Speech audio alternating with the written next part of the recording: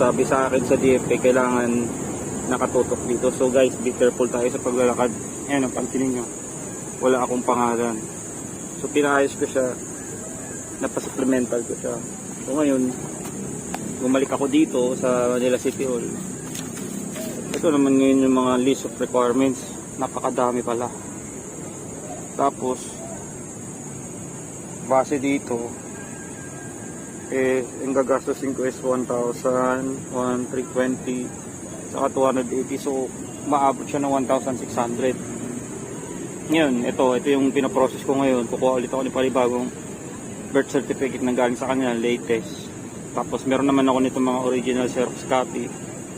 Tapos yun, yung kay mama, kukuhaanan ko pa pala. Yun, dagdag din information yung kay mama. Kailangan din pala sa mga magulang nyo. Ako first timer ko lang eh. Kaya